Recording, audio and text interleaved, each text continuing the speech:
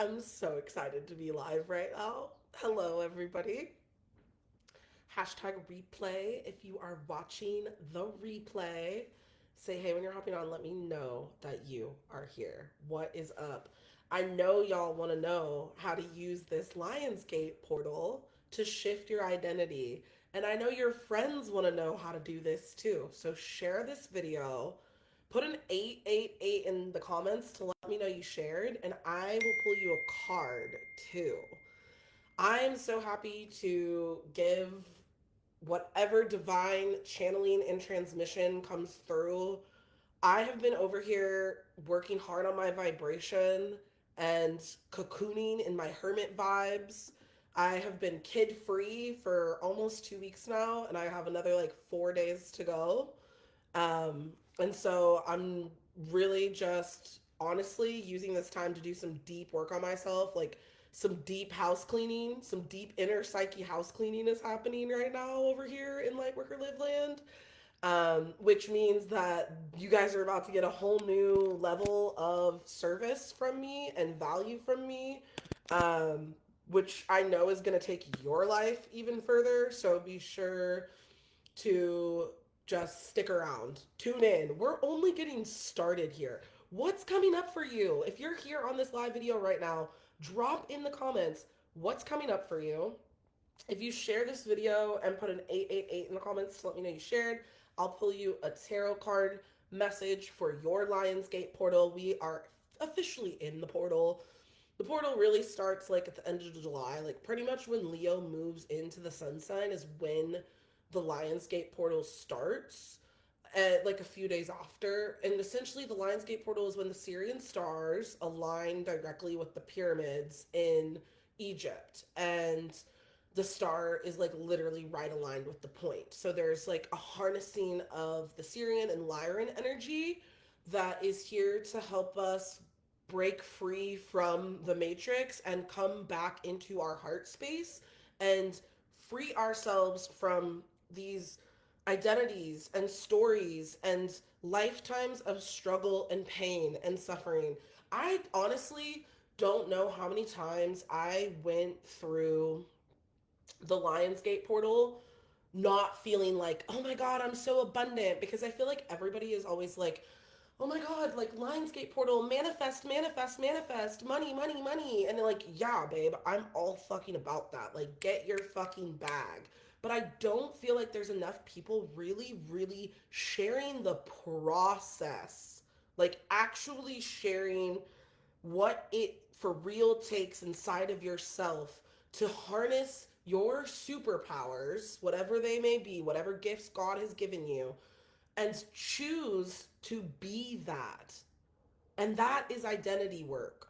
So the Lionsgate portal is giving us an opportunity to look at where we have closed off our heart chakra and where we have closed ourselves off to trusting life and to trusting ourselves and to trusting other people. It's giving us an opportunity to release abandonment, betrayal, sadness, loss. I'm just like getting all these memories from when um, I had just come home from Costa Rica. We had gotten this apartment, and it was 2019, and it was the Lionsgate, and I was like really trying to manifest something that was like completely out of my reach for where I was energetically. And what I mean by that, like I was not mentally, emotionally, physically, or spiritually regulated enough to be creating something like this for myself. And essentially, I activated this like power in me to get what I desired, but I was coming up against this old identity, this old sense of self that um I don't know how to, okay, I'm going to explain it in the best most clear way. And you guys probably have like this too. So there's this part of me that I created this story from when I was a teenager, from when things were really hard, that like if I had a dream, I wasn't going to be able to make it come true no matter how bad I wanted it. Like that was a story that I was holding on to from just years of disappointment, years of abandonment, years of betrayal and neglect, and just years of pain. in my childhood that had yet to be processed. And so I started this story that like it didn't matter what I wanted, I could never get it. And it was like a protective medicine, a protective mechanism to keep myself from that feeling of disappointment. Do you guys have like a story inside of yourself like that? And this story inside of myself was so connected on a visceral level to my nervous system that that is what I radiated out. And by radiating that out, that is the outcomes I saw. And I have never been more clear than right now in my life about identity work because of the years of experience and the years of studying other coaches and what they mean about identity shift and what they mean about like shifting the way you see yourself. And I really also am starting to understand this stuff at a deeper level because I am more open to to I'm more open to understanding what's wrong with me. Like I am more okay in my life than ever that the problem is me. You know what I mean? Like, and I'm not saying like I'm taking on other people's problems and making them mine. I'm talking like, okay, any problem I have in my life, like the thing that I really want to have happen, the problem is me. I am the problem and I'm the solution because I have a choice as to who I identify as. And this is all the Aries energy right now. So we have all the Leo energy with the Lionsgate, and every Lionsgate portal is different because Venus is always in a different space. Mercury's always in a different space. You know, most of these Mars is usually in a different space. Saturn is in a different space. Um, Things like that. And yeah, you just said I have a story, but I didn't even know it was there. But the more I reached for, the clearer I saw my self-imposed limitations. And usually we have self-imposed limitations that were adopted at a time when our identity was threatened, when we were vulnerable, when we were our most vulnerable, and usually that's when we're a child, and that's when a lot of our identity is forming, how we see ourselves. I want you guys to start thinking about identity as this part of you that is, have you guys seen what's it called? It's that movie, I'm blanking on the name right now, but it's like it's a movie about puberty. Someone is gonna. My kids like it. I've watched it. I'll think about the name. I might just Google it because I want to know what it is. Something. I don't know. Movie about puberty. Disney. That was too generic. Animation. With girl. Oh, I can't think about the movie. Oh, wait. Inside Out. Okay, if you guys have ever seen that movie Inside Out, it is about this girl who's going through puberty and they're in her brain and she has like multiple characters in her brain that make up certain parts of herself, but she has like this main function in her brain that like is her identity. And that part of herself, when she hits puberty, all these new parts start to come in and she starts to like freak out. Like the little identity inside her starts to freak out and she starts to act out. And those parts like get locked away. You should go see the movie. It's Inside Out 2 is what I'm talking about with that one, was when she goes through puberty. But essentially that's how identity works. It is a construct that is built based on your experiences, your own inner world, your thoughts, your emotions, your personality. Your identity is something that's built, which means it's something that can be rebuilt, you know? And when we are our most vulnerable, that is when we experience the deepest forms of what people call an identity crisis. And it's a crisis when it's like, this has to change. This is life and death. When you have a characteristic about yourself that is literally life and death, like you could literally die if you don't change this part of yourself, that is an identity crisis. That's an identity crisis. An identity shift is like, and I'm going to do a whole live on this. I just decided right now that I'm going to do a whole entire live on this. The difference between an identity crisis and an identity shift, because we're all talking about identity now. I just want everybody to know we're all talking about identity right now because of all this Aries energy, because Aries is the first sign in the zodiac, and the first sign in the zodiac is the ascendant. It's the first house, and so the first house is ruled by Aries. Okay, and Aries is the sign of your self-concept and your identity.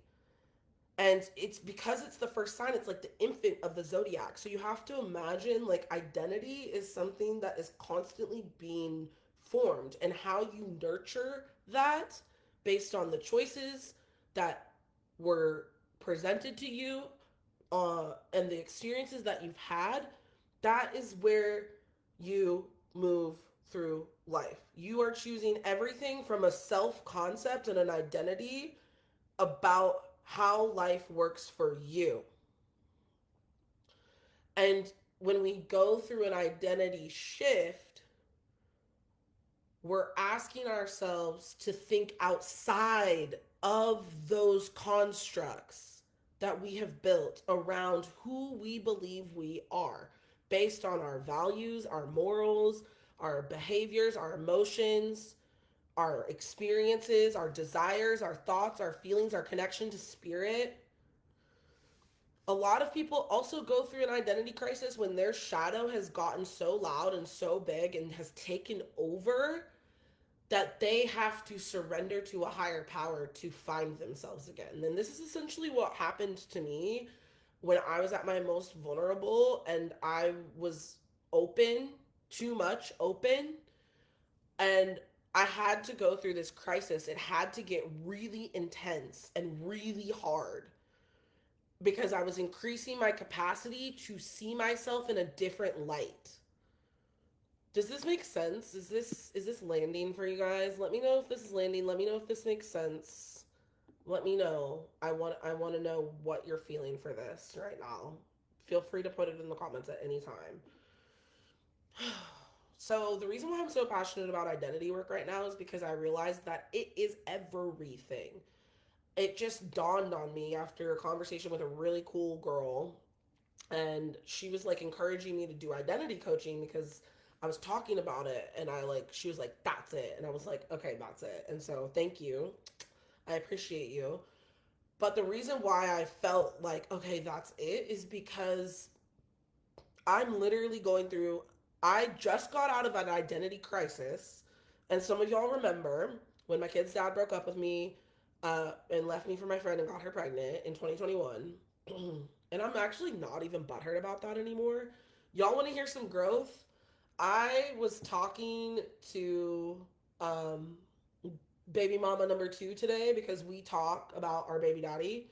Um, because that's just like the type of relationship we have, and I'm actually really cool with it. And I like was able to literally tell her like I was not mad at her at all. Talk about identity shift. So when my kids out and left me, blah blah blah blah, I was so rageful. It was actually really scary how rageful I was. Like I didn't even know. I mean, I shouldn't say that. I knew up until that point, I had been so dysfunctional and in my intimate relationships, and so like codependent and angry, and just I can literally like remember the feeling in my nervous system of what it felt like to be constantly emotionally abused and gaslit all the freaking time, and not have the capacity to stand in my truth because I had allowed that to become a part of my identity, which affected my self-worth. And granted, it was already happening because it was repeating a pattern from childhood that I had witnessed and endured. And so when they did all that, when that all happened, when baby daddy left me for my best friend, blah, blah, blah, blah, I remember like screaming. Like I was not nice, you guys. It was not pleasant. It was not fun. I was screaming in her face. telling her I wish she was dead, and like I'm sorry for that. I've apologized to that, but like that was the level of calling ma like rage. But looking back, I'm like, I really let my emotions control me back then. Like I really let those parts of myself be the ones to come out and be the ones in control. Like I was not being an adult. I was being an adult child, regardless of the pain and the suffering. Like that was, and this was a constant theme in my life. Like I was always somehow fighting with somebody, even up until now. But like I just had to let go of somebody that I really didn't want to let go of because of attachment stuff and because that's what I do. And I like I'm proud of myself because I didn't let it go with anger. I let it go with love. I actually let it go with love and understanding and compassion. And that is such a huge identity shift for me. But that was also because in the way I shifted my identity is by taking radical ownership for the fact that I have a hand in everything that I create because I have a choice. Which is why I was having this conversation today with baby mom number two, and I was like telling her like it's all good. Like I had a hand in that. I'm not mad at you. We're good. Like we're good. Like and I'm actually to the point where I'm like, "Oh, I don't even want to be with my kid's dad. I actually don't want to be with him." And that was like the whole thing is my identity was so wrapped up into here it is. Your identity is affected by the attachments that you create. And your identity is affected by the attachment style that you formed when you were a kid. And you start to identify with the toxic things and the toxic choices, and you think that that's you. But it's not you. That's not who you really are. An identity shift is when you are connected to your higher power, you feel, see, sense, and have a connection and a partnership with your higher power. You listen to the desires. You listen to the deep soul desires of what you really want in life, of what you really want. Not your delusions, not your fantasies, not your escapes, not any of that. You listen to like the thing you've known you were here to do since you were a kid. That's what you listen to. That is who you really are. That's who you really are. Every shadow, every trauma, every pain, every suffering, every struggle, every obstacle, that's not who you are. That is something you have to learn to build the capacity to handle so you can be who you really are. And that is why we do the identity shift work. You feel me? Is this landing? Do you understand? Let me know in the comments. And so when we shift our identity, we have to let go. And the full moon in Aquarius is coming up with the Lion's Gate. We have to let go. We have to let go. And like letting go is a choice. And it's not like I let go. It's like every single time it comes up, you stop attaching the pain and the suffering to something that means something about you. You don't attach to that. You don't make that situation that you have no control over mean something about your character. And that's how you know when you're acting in integrity. Identity shifting is acting in integrity with who you really are. And so, like, when I let this toxic relationship go with love, like, I wanted to know that I gave it my all and that I tried. And so, like, it was in my character to try to reach out to this person one more time, even though it was silly, even though it was, like, not the thing to do. It was, like, in my integrity to be like, I tried. At least I know I tried.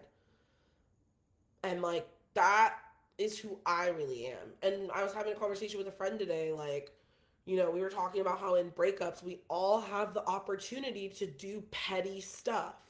Like when we're going through a breakup, we all have the opportunity to do like really petty things. And that opportunity is chosen by the people who identify as somebody who does something like that. And you have to have a strong sense of self, as in, you have to know who you really, really are on a deep soul, visceral level. You have to feel it in your freaking bones. You have to know your heart. A lot of people think that identity shifting is in the mind, and it is, but it's in the heart too. You have to learn to open your heart. And what I've been learning about opening my heart again after betrayal, just to life in general, like literally just to life. What I've been learning is like, I have to accept who I am fully. And I have to back myself 100% no matter who I am fully. Does that make sense? Yeah.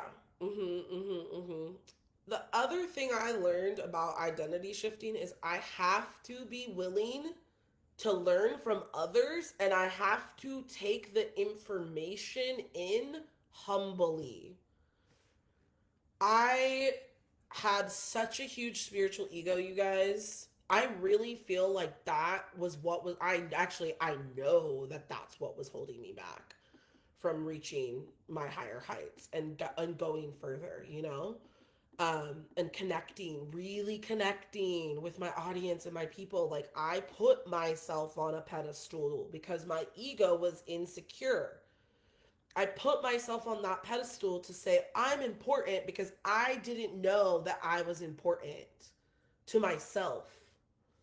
You know what I mean? I have this best friend in the entire world. I love him so much. And we were just on the phone, and like, he was like, "You're important to me." Like, and he always reminds me of that. He's always like, "You're important to me. You're an important part of my life." And it's like, that fuck yes energy I have to have over myself. Like, y'all are important to me. This business, this work that we're doing here together, this identity shift we're all collectively going through right now is important to me. Y'all are important to me. Like, as people, like, I give a fuck about you guys. Even if I don't know you, even if we've never talked and you're just watching this video somewhere, I care about people. I do. That is why we become coaches and healers and all the things, is because we care about people and we want to help. You know? Yes, learning to rely on yourself is a huge part of the identity shift, because so many of us have been taught that our power is outside of us. I gotta wait for this. I gotta wait for that. I don't have a choice for this. I don't have a choice for that. I don't have an option. Ba da ba da ba. Whatever the excuse is. It's usually, honestly, the excuse is usually rooted in a story about unworthiness or incapability or inadequacy, and not trusting that life could work like that for you. Those are like the four main things that I have noticed in working with people. Is that, like, for some reason, like, the process doesn't work for them because they're like special or something, or they just like doubt themselves heavily, um, or that, like, they got it, like, they're not open. So that's where I'm talking about with being humble. Being humble is a heart opening experience. Like, you don't know everything. Oh, fuck, man. And I really love knowledge. I'm an Aquarius. I am an Aquarius. I love knowledge. I love to be right. I love it. And I have had to learn, like, I've had to learn that. Like, we all say it, like, I don't know everything, but like, y'all know deep down there's like a part of you sometime that's like, wow, I know so much more than these people, especially if you're spiritual and you're like, oh my god, I know the secrets to life, but like, being using discernment about the information you get is so important right now, dude. Like, more than ever, it's so important to really understand the information. um but how able people don't want to listen to know bullshit truth. That's funny. That's funny. I mean, you gotta, that's the other thing, baby. This was the biggest lesson I learned in my identity shift. This was a huge fucking lesson in self compassion, self love, self acceptance, and non judgment. So when I was sitting in therapy crying about whatever poor decision I had made for my life, or whatever person is leaving my life, or whatever the F was happening, and I would be like, oh, I love him, but I also, like, I'm mad at him. And my therapist would look at me and be like, but Liv, what if it's both? And that statement has changed my life forever, because it is both. I have my truth, you have your truth. My truth, your truth. And then there's ultimate truth, right? Or I like to call it universal truth. Like the laws of the universe, or like, you know, science, proven science, which I know like people in the spiritual realm are like, oh my God, science. Like, and I get it. I get it. I get it. I get it. I get it. But what if it's both? That's my question to y'all. What if it's both? What if it's both? What if it's fucking both? What if it's right and wrong? What if there's truth to it? What if there's not truth to it? You know? You know what I mean? You know what I mean? So I feel like that's the transmission. Um, so let's pull a card. Let's see what the collective message is. What is the collective message for the Lionsgate? God, higher power, Lyrans. Our Lyrans are here, you guys. Oh, where are my Lyran starseeds at? It's our time. I'm a Lyran starseed. Can you tell? Meow. Yes, yes, yes. Okay.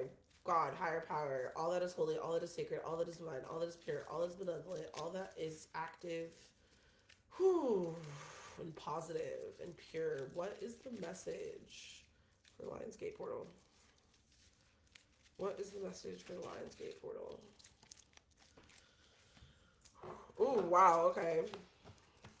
It gave us 3 cards. Okay, we're working with like cups energy. We have cups and a major arcana. Okay, so 4 of cups reversed. This Lionsgate portal is about releasing stagnation. And then the strength card also came out reversed. It's about letting go of anything blocking you from being strong. And it's about, I mean, like, we have the 7 of Cups here, which to me, the 7 of Cups is, like, all about rose-colored glasses. It's about taking them off, like, coming out of the illusion and stepping into the truth by no longer holding back from your strength, or, like, not doing the work to meditate and contemplate and, like, let go. Don't, like, let go of the stagnant energy that's been holding you back from really believing in yourself to fulfill your wishes and dreams, which is the ultimate highest truth of the 7 of Cups. But oftentimes we get stuck in the fantasy. You feel me? So look, y'all, I have spots open to work with me for 3 months in my one-on-one program, Identity Shift. If you resonated with the message here, and you resonate with my energy, I would love to work with you in 12 sessions where together we will work towards the dream that you know you are here to create, and get out of your own way. Because I'm telling you, babe, it's not anything outside of you that's stopping you. It's you that's stopping you. It's you. And you have a choice. And I would love to serve you in my 3-month program. Send me a DM. Send me the word identity to get more information about it. We start on 8/8. Oh my God. Yeah, we start on 8/8. And it's a one-on-one program. We meet once a week. You have 24/7 activation service voice note with me. Oh, yeah, I just keep feeling all these old identities come up. And I'm just like, okay, yep, I see you, I see you, I see you. Let me dismantle you. And in our sessions, we use energy work, we use life coaching, positive psychology, we use astrology, and we use God, higher power, to move mountains for you, to get you where you know you're supposed to be. I don't care where you're at. I don't even actually need to know. I sure do. Send me a DM and we can do a clarity call for sure. I don't care where you're going or what you're doing or why you're here. I know that we can get you into alignment with who you're supposed to be today, right now. Like, you don't have to wait anymore. The struggle does not have to exist for you anymore. If I had known sooner that everything that I was experiencing was because of how I saw myself and how I felt about myself, and even someone who was doing this work, who was around this stuff, like, it wasn't clicking. And when it really clicked, when I started combining very certain tools together, and I was ready. You know what I mean? Like, I had to be ready to face my truth. And I feel like that's what that 7 of Cups card is like, don't live in the illusion. Like, you don't need to live in a fantasy land anymore. You don't need to numb, you don't need to escape. You don't need to do any of that. You need to find your inner strength and move forward. And that's it. And I would love to help you do it. Oh, yes, of course I struggled with confidence. Of course. That's a root chakra thing too. Like, if you weren't instilled with confidence, if you weren't like fully instilled with the confidence, this is what building your identity is about. 90% of the work I'm doing on myself every day and the work that I'm teaching my clients to do on themselves and helping them do is literally dismantling everything they thought they knew about who they were and then building it back up in an aligned way. You know? You don't have to stay stuck. You don't have to. You do not have to stay stuck. You do not have to stay where you are. You do not have to stay. It's like, I remember when I started my business 10 years ago, I was terrified, but it was the only option I had, and I made it that way because that's the level of risk I'm willing to take, and that is who I am. And identity is about acting within alignment of who you really are, not acting in alignment with the lack of confidence, with the shadow. And it's like, it's just like, I wish this for my younger self so much, that she just knew how much of a fucking badass she was. And oftentimes in my inner child meditations, when whatever part of my younger self will rise, I meet her and I just like, I hug the shit out of her. And I'm just like, I am so grateful for you. I love you, you know? And like, that practice right there builds my confidence. Because even if like the past and the present and the future, they all live inside of you. And so we have to organize them so we know who's in control. You know what I mean? You feel me? So let's come join Identity Shift. 3 months one-on-one. Let's shift your identity. We start on 8/8. Send me a DM. I definitely would love to get on a call with you to talk to you about it. If you feel like doing a clarity call. And I can't wait to work with you guys. Thank you so much for tuning into this live video. Let me know in the comments what came up for you. Mwah. Great. Oh my God, I'm ending this video at 33333.